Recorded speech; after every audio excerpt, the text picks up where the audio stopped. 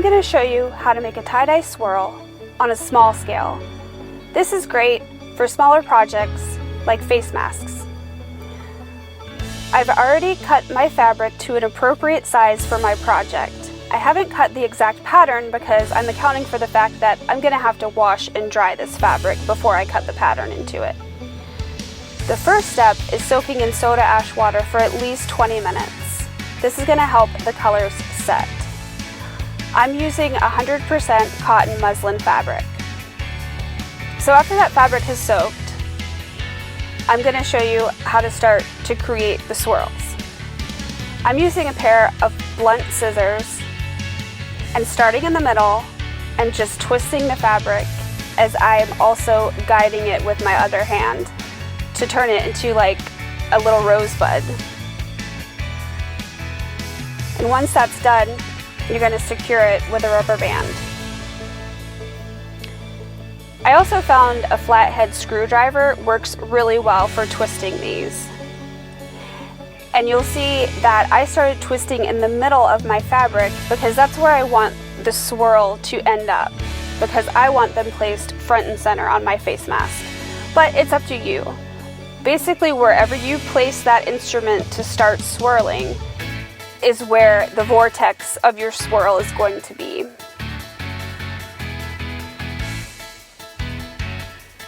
So I'm putting it right in the middle and just starting to twist and making sure I'm guiding it to keep it tight with my other hand. I'm wearing gloves here because the soda ash water really dries my skin out. It makes it kind of hard to get those rubber bands on there, honestly. So there's our swirls. All right, now I'm going to show you how to dye with one color, two colors, and multiple colors. This is how you do a one color swirl. Take the color you want and simply coat half of the swirl. Do it on the top and then do it on the bottom. You do not have to be very precise as long as you get from the middle of the swirl to the edge of the swirl, coating half of it top and bottom. If you want to go for a two-color swirl, you can repeat the same process that I just did. You start with one color and you coat half of the swirl. Again, you don't have to be super precise. And then you take the second color and coat the other half of the swirl, just making sure that you keep a clean workspace. That's why I have this towel here, so I can clean my workspace in between to avoid colors getting where I don't want them to. So again, just coating one half in one color and one half in the other color. And wiping up all that dye to get a clean workspace, because I'm going to show you how to do a multicolor swirl.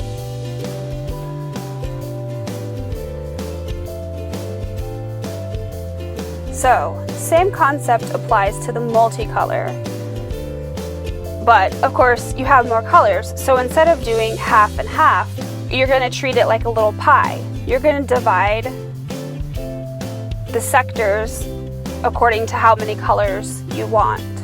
So there you saw I just applied pink, then I applied yellow right next to that, and then I'm going to put a slice of green, and then I'm going to put a slice of blue, and then I have some violet to finish it off. So I've started in the middle of my swirl and pulled it out like a pie piece. Again, cleaning up all of this extra dye, giving it a dab so it doesn't run everywhere, because I'm going to repeat the same process on the bottom with my little pies.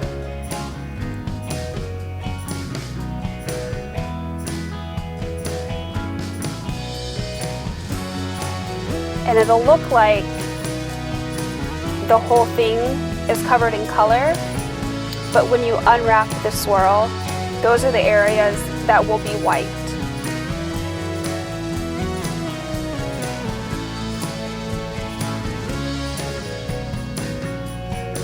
So coat it on top and bottom, and then